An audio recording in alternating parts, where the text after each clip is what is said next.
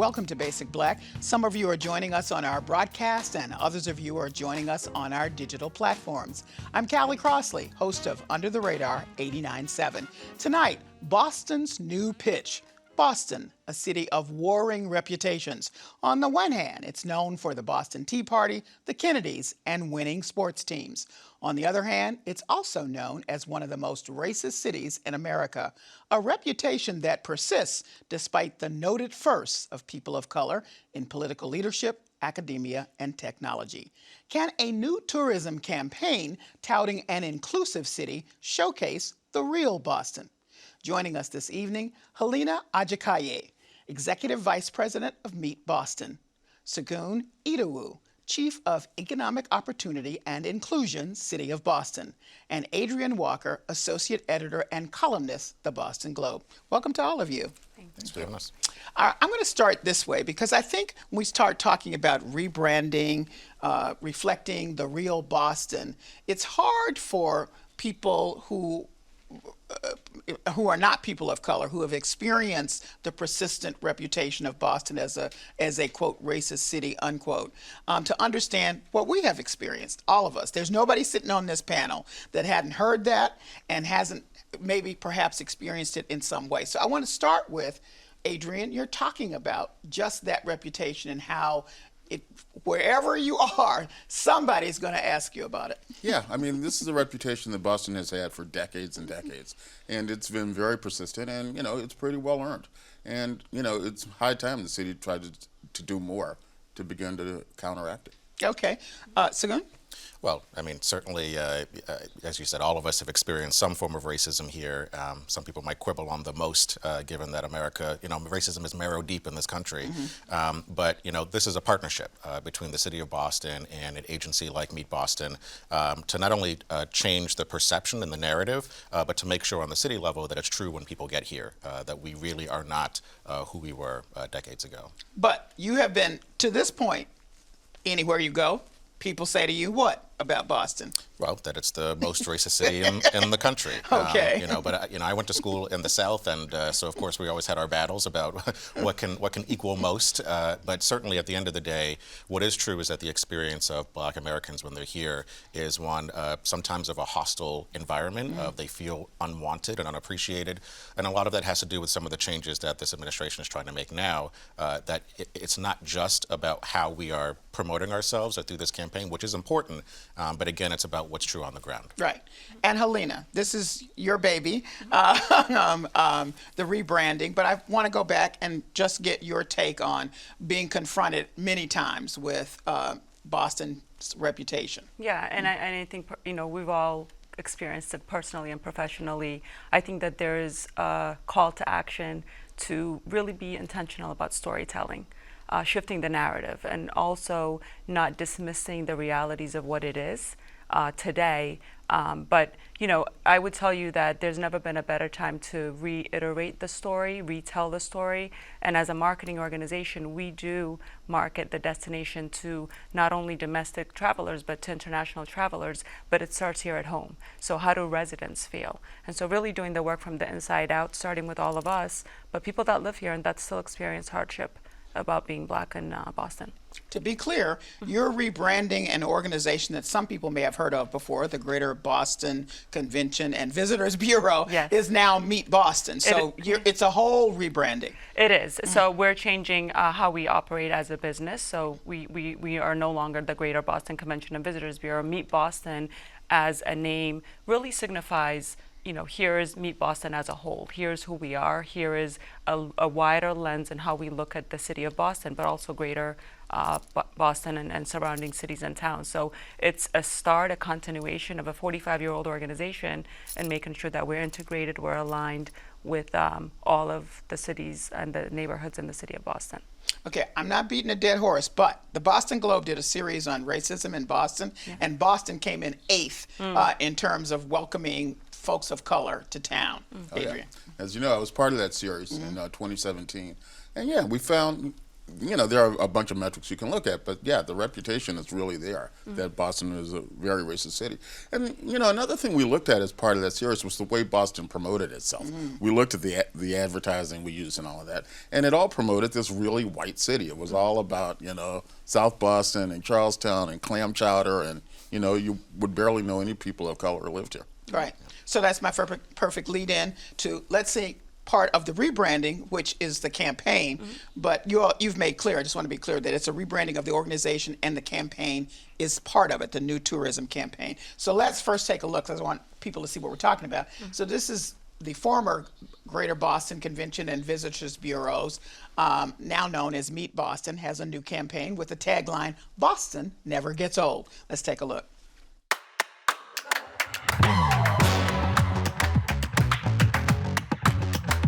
Hold up.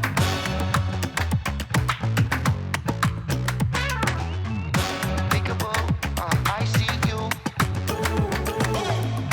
Peekaboo, I see you. Say hallelujah. Amen. Say hallelujah. I've been loving you. I've been loving you.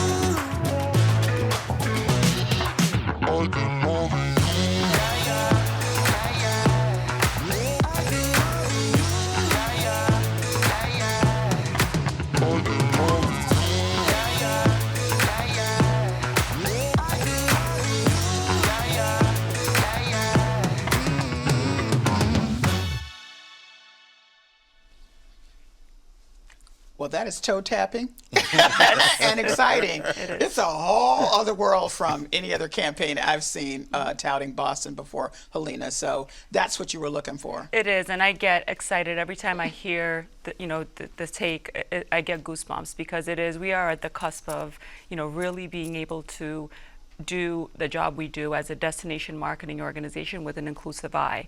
So when you look at the fact that historically we know, and we did a research in 2020 and 21 with the All-Inclusive Boston campaign, and what we heard from residents and even travelers is that Boston is known for sports, white guys in caps who drink beer, but no one ever talked about the beauty of the fact that Martin Luther King and Coretta Scott King fell in love in Roxbury or in Boston. So really being able to stop long enough to tell the story as a full story, and that's what we're on the cusp of doing, and we've been doing it for about 3 years, and we're going to continue to do it. So that's the campaign is just the beginning of that journey. What resonates with you, Adrian, as somebody who's been here 34 years, heard a lot about new Boston? It's going to be new now. We're going to go in a different direction, and kind of we didn't. So how do you experience this ad? I really enjoy the ad. I think it's a real step in the right direction. And as you say, the new Boston's been coming for a long time. So I'm hoping, it's finally getting here. What do you think is most connects with you? Because I'll say for myself, I am always suspicious when I see one black person planted over here and another one planted over here, very strategically. This feels to me like just a wash in, if you walked anywhere in any of these scenes, you would actually see folks, which actually people who visit me complain about, because they sometimes get here and they say, where are the other folk? I don't see them. That's right. It feels much more organic. But, you just hit on a really important point, which is that, one of the things we're always fighting here in Boston is kind of the segregation in Boston. You can walk in parts of Boston and feel like it's not a very diverse city. So I like the fact that this ad really captures the full flavor of Boston. Now, Sagun, you are here in your role to really tie all of this to the economic renewal of Boston, if we can, or sustainability, however you want to put it. But this, just so people know, it's not about somebody saying, well, okay, that's nice, this is a feel-good thing, just so some people can feel a little bit better. It's really about bottom line issues for the city. That's right. And so, part of what kind of fuels this idea of Boston being the most racist city is not just the experience of people who come to the city, the people who live and grow up in the city who then go out and continue to carry that flag of Boston's the most racist city because of my experience. And it's not just about whether or not they feel welcoming. It's reports like in 2020 that showed that less than 1% of contracts were going to black and brown businesses. It's the difficulty of opening up a business, the difficulty of finding affordable housing, et cetera. And so, the administration, and particularly the work that our team is doing, is meant to help change that. And, Adrian's right around the segregation piece. The one thing I love the ad in general, but one of the pieces I love too is just pro-blacks art. And it wasn't relegated to Roxbury, Mattapan, Dorchester, where black people typically live and find joy. That's in that's in downtown Boston. That's in on the Rose Kennedy Greenway. And so the idea that it's not just about supporting black people where they are, but also giving the opportunity for us to be all over the city, because the city belongs to black people too. Yeah. So that's a lot of the work that we're doing. And just to be clear, it's been a struggle, Helena, to get some organizations with whose membership is predominantly people of color to come to Boston. Now, I can say for myself, the National Association of Black Journalists, they came for us many, many years, and we were like, no. And then finally, somebody, I don't know who it was, made a connection with someone in our administration and said, just please give us a chance. And so we came one time. But there had been many, many, many other attempts to get that organization here. We're 3,000 people in our own membership, and then all kinds of other folk come with us. And so not to have that, to your point, in terms of, just the economy of it, of having that kind of convention come here is big. So and the resistance had to do with what was thought of about Boston. Absolutely, and then that's still work that we still need to do. Having meetings and conventions here in the city of Boston is a huge part of economic development. So we want everyone to come. But to your point, we haven't had a lot of large-scale black organizations come here and feel like they could be here safely. I think that work is still going on. You talk about the Black Journalists Group. We're having the NAACP conference this year, and that took quite a bit of time for them to come. But it's not about getting the groups here. It's the experiences that they're going to have as they're journeying through the 23 neighborhoods, or are we going to just keep them in downtown? The goal is no. We're going to make sure that they experience the full city. I'm part of the National MBA local, and they're thinking about it, and I think they are going to come. And I know that we were in the room together saying, no, there is black joy in the city of Boston. We want you to be here. But to your point, it's important that these groups come in, because for small businesses, black and brown owned businesses, when I travel, I seek out specific things that resonate with me, and those are the black and brown businesses. That's jazz, that's nightlife, that is what represents what I, in my personal life, feel like it's a culture that translates into my professional life. So we want to showcase that, we want to market that, and we want large scale organizations such as those to come to the city and have a great convention. But if I could just jump in here. You mentioned the NABJ convention a few years ago. You and I were both there, and it might have been a struggle to get people here, but they had a great time once they got here. Yes, they really enjoyed Boston, and we're surprised. Surprisingly. We're surprised, right? Everybody's like, I didn't know it was going to be like this. Yeah, exactly. There was some comment about, I almost didn't come because I didn't know. Yeah, Right. that's right. And Adrian, to your point, I think that is the power of marketing and storytelling. And to your point, and what I said earlier is that we need to let folks know that, hey, you can come here and have a good time. Is it possible that you could have a difficult experience with all of the things that we know that other destinations have as an issue?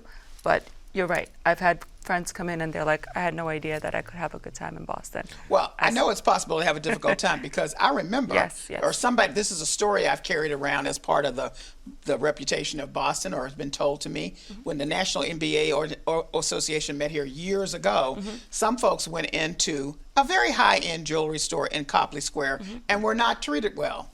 And that got out. And in case people are confused, the National MBA are people with business degrees. They can well afford to be in the jewelry store, and they did not appreciate it and spoke about it quite angrily. And that added to the collection of stories about Boston and its treatment of folks of color. That's right. Right. All right, so one of the things that was exciting to me, because this Meet Boston campaign of Boston Never Gets Old has just come out early in December.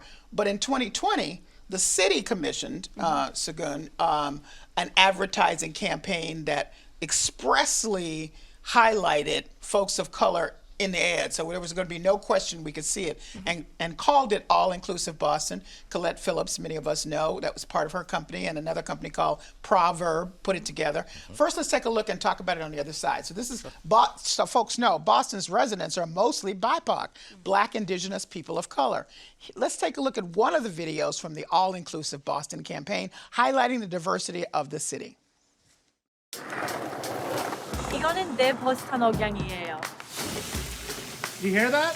This is my Boston accent. This is my Boston accent. Yeah, it is. Shh. This is my Boston accent. This is our Boston accent. Hear it for yourself, discover your own. This is Boston, and we are all inclusive. Well, I just love that ad, and you know, Portia brings it all together. If people don't know Portia, she's a Boston's poet laureate. So we didn't even get to have a chance to hear the full of what she could bring to that if let loose. But I mean, it immediately grabbed my attention. I just couldn't love it more.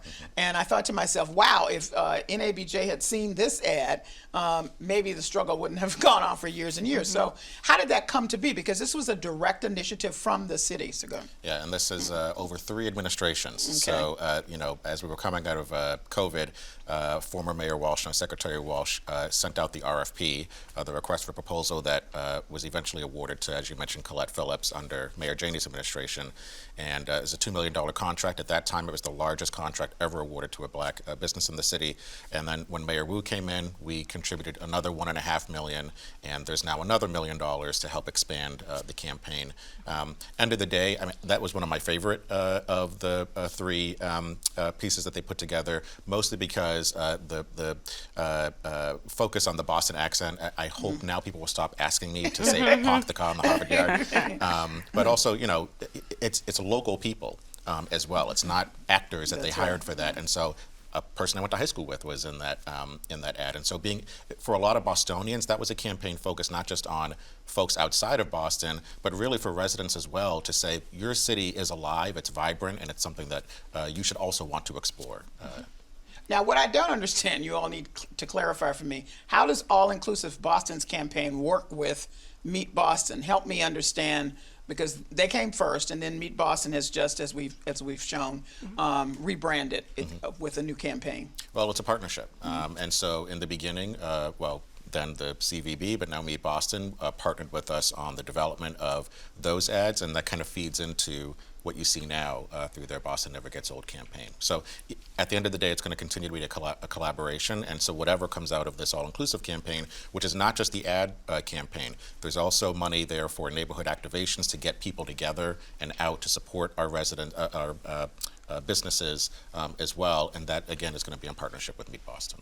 Okay, so Adrian, do the ads, the All-Inclusive and Meet Boston's ad, really reflect an accurate portrayal of Boston? You're a grizzled newspaper person. They definitely not easily swayed. They definitely reflect a more accurate Okay. portrait of Boston and a fuller portrait of Boston, and I think that's really important. This is about telling the city's entire story, right? And I think we're making great strides in that direction. Okay, what, you know, as a person who was on that series about, you know, looking at Boston and its race history and issues, really the racism in Boston, how do you see this now as a part of the spectrum of moving toward the elusive new Boston? Well, I think it's really important. You know, I'm not a lover of the phrase New Boston. Yes, I know. Because I've just heard it over and over and over again. But, you know, I mean, the concept. yeah, but no, but the concept is important. The concept, it helps break down those walls. It helps us understand that everybody has a stake in the city and everybody's invested in the city. And it's not just Boston in the cliched ways that it's been presented before. Well, amplify and highlight is really what you're trying to do with this new campaign. And I'm struck that when I look at campaigns from other places, how they take what's commonly known and then, you know, really heighten it. So you look at an ad about California, it's outside, it's Hollywood, we're a little bit funky, you know, anybody can be here because we got the mountains and we have the great weather. When I look at an ad from Florida, it's like, it's chill, we have the beaches, it's beautiful, come here to relax. And then my favorite one from recent years is Nebraska. Nebraska just goes right at the fact that people think it's a weird place. I mean, and their tagline is, honestly, Nebraska's not for everyone. So I love it. And they talk about all the quirkiness there. So it's really amplifying what people already think they know about it, putting a little twist on it. And, so I'm happy to see that that's part of what's happening here in the campaign. Yeah, and amplifying is a great word, and actually being authentic about how we tell the story of Boston. As the chief mentioned, when we did the all-inclusive campaign, there were no actors. These are real people that live in the city of Boston, that are thriving, that need to be marketed, and so that other folks outside of the city of Boston can see that there is people that are living here that look like them. And not to, I want to also say that Boston, I've been here since 1987 as an immigrant from Ethiopia. There is over 79 languages spoken here, 23 neighborhoods of amazing eclectic people from all over the world. And so when you think about looking at Boston and telling authentic stories, amplifying businesses that that usually don't get to be on commercials or that don't get marketing. And so making sure that they do get, because that's economic development for them. One of the things that I've noticed is that people like to be used in commercials or they like to be marketed, but they want you to go back and check on them after the fact. So with the All-Inclusive Boston campaign, we did just that. We visit and we often visit a lot of the businesses that we've featured in that commercial and in that campaign, but we're doing work with them right now. I'm doing work with a lot of the folks that were in that campaign around membership development. How do they become members of Meet Boston? Because it's a membership organization, and as the destination marketing organization, if you're a member, we market your business, and so travelers from all over the world, when they come into town, they know about you. Mm-hmm. And you're changing the membership or expanding the membership so more folks can be a part of that? Correct. We've been working on that for about, it's going to be about 8 months, and we'll be launching it this month, where entry into the membership was not attainable always in terms of price structure. So we have 4 different price entry points. We actually put together a focus group of 25 different businesses throughout the 23 neighborhoods, and we invited them to be a member of the CVB or Meet Boston for 24 months at no cost. And so the ask was, please try on our membership model as it is now and help us rebuild and re-articulate the value prop of being a member, and let you try it on for another 12 months at no cost. And we'll be launching that this month, so everyone feels included. Can I just add too, in terms of the importance of the campaign, it's not just the rebrand of the city, across the country. This is also helping stimulate business for the businesses. So in addition to the marketing campaign, the ads that are out there, you visit allinclusiveboss.com, and it'll lead to Meet Boston's website that has a variety, a list of all the businesses that Helena was mentioning that we visit, and which is why now I'm broke, because they're great places, Stitch and Tickle and Black Owned Boss, et cetera. But this is a driving business to these businesses who are daily reporting that they are seeing their sales go up because of this campaign. So that's what we're really proud of as well. Now, I watch a lot of TV, so I've seen these ads frequently, but most people don't anymore. So how are you using this kind of television-oriented ad in other spaces, like in social media or whatever, to get this message beyond Boston even, but obviously to audiences that don't normally check in with TV? Anything happening there? Yeah, in terms of just marketing, I think it's really being intentional about what we do on all social media mediums. So whether it's Instagram, LinkedIn, Facebook, Twitter, and we took care of that, and we actually drive that for all campaigns as a marketing organization. But to your point, how do we make sure that the language really resonates to someone that normally wouldn't be featured on a social media platform? So that's a daily and intentional thing that we do. I think that there's work. But I think someone mentioned, it's great to plant one person just so that you see diversity, but it's continuity, it's authenticity to doing it often and doing it on a regular basis. And if you go on our social media, you'll see that now. Does this answer all this pushback on the reputation, Adrian? How do you see what's next? How does this build toward a true rethinking of, so I don't have the collection of stories, and I don't get the fabulous lunches I get from people who call me saying, should I move to Boston? I can't tell you how many conversations I have to have about that. Sure. I mean, I think it's asking a lot to think that one ad is going to fix everything, and it's not going to do that. But it helps to move the needle, It's all part of, beginning to tell the city's story differently. And I hope it will resonate, beyond Boston. What would you like to see happen next in terms of the general rebranding, whether it's not just the campaign, but in general? You know, what I would like to see next is just, I want to see more business development. I want to see, more thriving business people of color. And, I want to see us address the real problems that are driving the reputation. You're going to get the last word, Mr. Chief Economic. New tourism director, you ready to say who that is? Well, we'll be excited to announce that shortly. You can announce it right now. But since we're on Basic Black, I will say that it is a young black man from who grew up in the city. Okay. So we'll be happy to announce who that is. But part of the focus of this new director will be going out to bring the things that we want to see here, whether it's Afrotech, whether it's all the other exciting events and conferences that we usually leave the city to go to. But again, it is also the focus on this business development. So the other piece of this is ownership. I want more black people to own spaces in this city all across, that when black people are coming here, they have places to go, not just restaurants, but places to be able to relax and hang out and meet other people. Okay, well, Boston's new pitch. It is never getting old and all inclusive. That's right. what y'all tell me. Thank you all. That's the end of the broadcast and the end of our show. Thanks for joining us. Now stay with us as we continue our conversation on our digital platforms, YouTube and Facebook.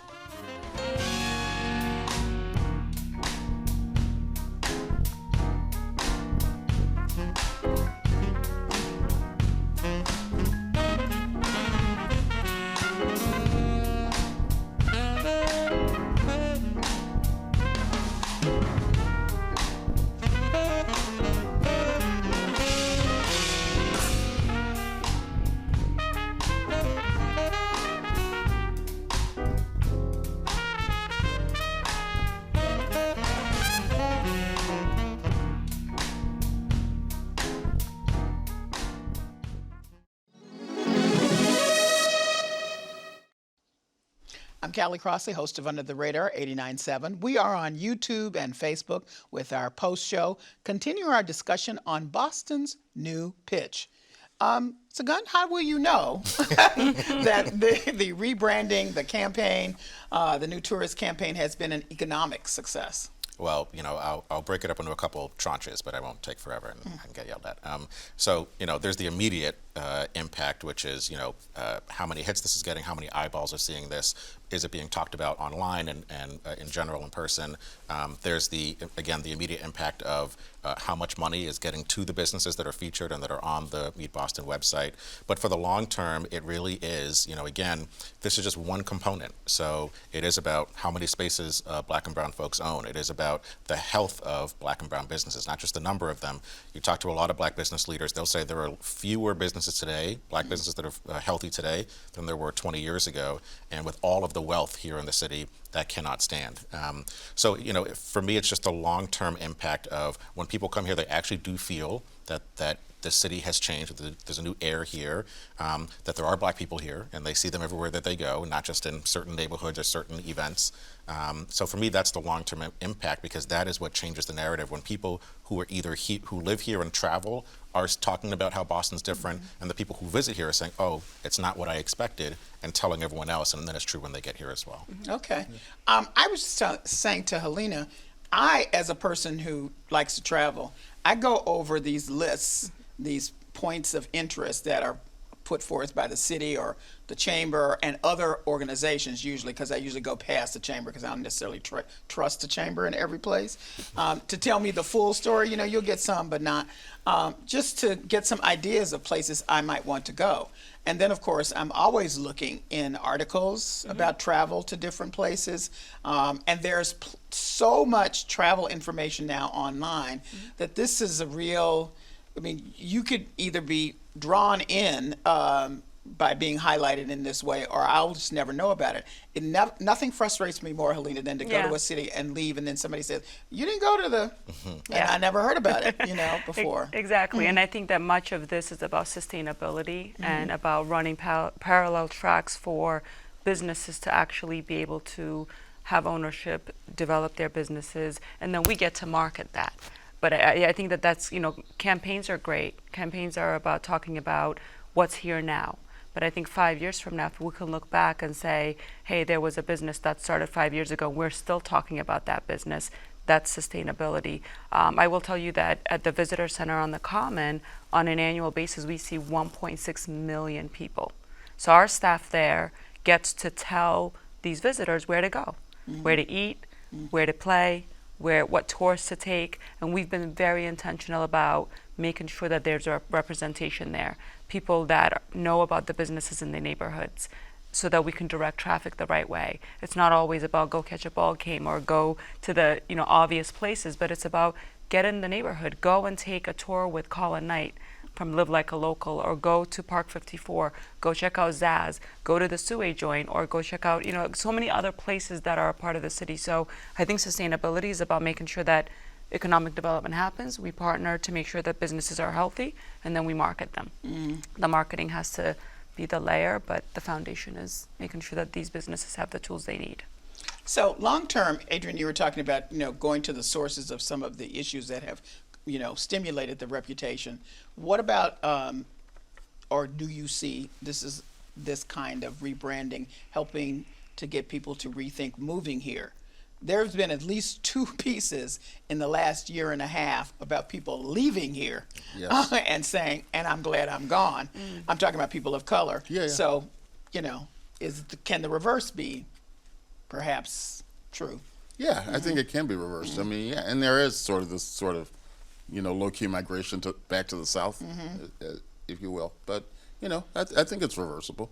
And I think Boston is changing in ways that will make it more attractive for people of color. The big problem right now, I think the single biggest problem is just the expense of the city. Yeah, I was about to say. Which is driving, we haven't talked about that at all. Right, but, which I think we should. The big question is, who's going to be able to afford to live here 5 years from now? And I mean, and to extend that, it could be who can afford to experience many of the things that you all are promoting, because that costs money too. That's right. So we have to think about, how, as one of you said, different price points for people to be able to access some of the experiences that now we know are there and available, and you want this to be the story of Boston in a different way. That's right. Yeah. But that's real, because if you're trying to live here now, if I would think back in my days of the early part of my career, I wouldn't be going to nothing on your list. I'd just be in my house. Well, it's a number of so it's the affordable housing, which happy to talk about that, but transportation as well. Yes, that's true. It's very difficult to drive in the city, and if you don't want to drive, it's expensive to take an Uber everywhere. Yes. And if you can't trust that the T is going to get you where you got to go, which should be the driver and what's taking you where you got to go, then it's just difficult to support even if you want to, right? And so there's a number of issues that we have to address, which is why, again, I say that the marketing campaign is really important, but it's only one of the pieces, but it has to be true when you get here. So I will say I will give credit to Sheila Dillon, who's our Chief of Housing, and Trin Nguyen, who's the new Chief of Worker Empowerment, obviously working in collaboration with our team of making sure, $200 million for more affordable housing, some new policy levers that were just pulled to try to increase the amount of affordable housing that we're creating. But then on Trin's side, working with us, making sure that we are connecting people to careers that are high paying, where there are opportunities to go up the ladder in these jobs. To your point about being able to afford even what's there, that's going to be important as well. And there's new initiatives that we're launching to help connect residents to really good paying careers so that they can live anywhere in the city and afford all of the luxuries that the city has to afford. Well, you work for the mayor that's all about the free buses. That's right. Some of that plan has been criticized, but she got free buses on the street. Right. That's a fact. And there's always been this struggle, Adrian, I know you've been here long enough, and me too, about the nightlife. Yes. Trying to keep that going. That, to me, I'm not telling you how to do your work, but that, to me, needs to be fixed, because that's huge in terms of drawing people here and having folk here support those businesses. Well, I Well, wish now we're getting this Yeah, night we're getting into the late night It's czar. like, like you said, I squandered this opportunity. There's 2 big announcements I could have made today if I Yeah. had planned accordingly. But we are hiring a person for a role called the Director of Strategic Initiatives, which is a boring government name. And of course now, colloquially, it's known as the late night czar.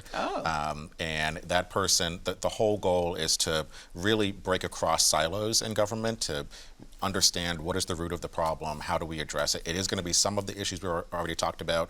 This person will not be able to solve transportation. They will not be able to solve housing by themselves. But it is understanding, like, redefining late night.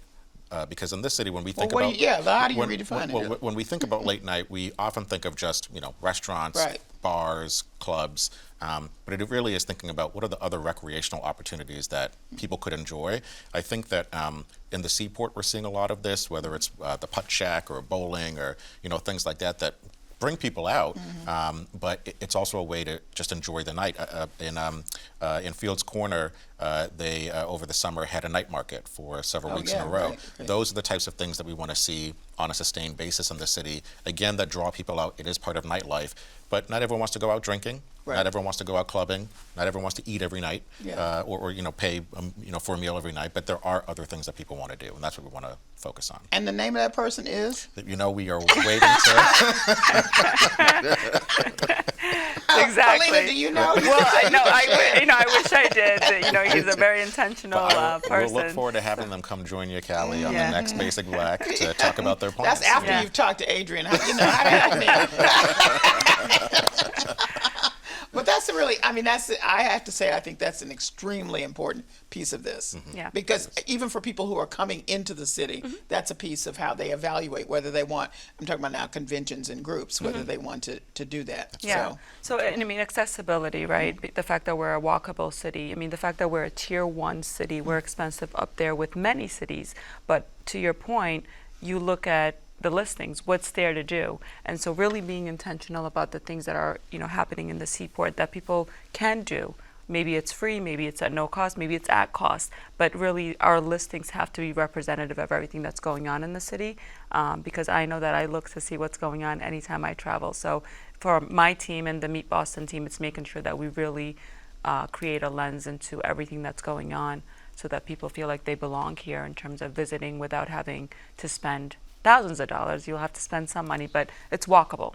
Accessibility is there, and obviously free transportation is amazing, but how else can you get to some of these things to experience the city of Boston is something that we're focused on. I want to throw out something else, though, because the Seaport has come up a couple of times in the last couple of minutes. How do we make the Seaport, which is notoriously unwelcoming, Right. more welcoming? Well, I will say that I think we're going to see something different in the summer. In terms of the number of black and brown businesses. For a long time, you count on one hand, really with only a couple fingers, the amount of at least black businesses that were in the Seaport. But I am excited to know of many more black businesses, particularly restaurants, that are opening in the area. And again, it's important because that's what draws people out, and it's from operators we all know and love and adore. Okay. And so very much looking forward to that. I think that's one piece of it, getting more of us down there, because a place will continue to be unwelcoming if they only see one or two of you, and and so it doesn't get in people's minds and under their skin of that they need to change. But if there's more black and brown people in the area, I think we see the changes that we want to see.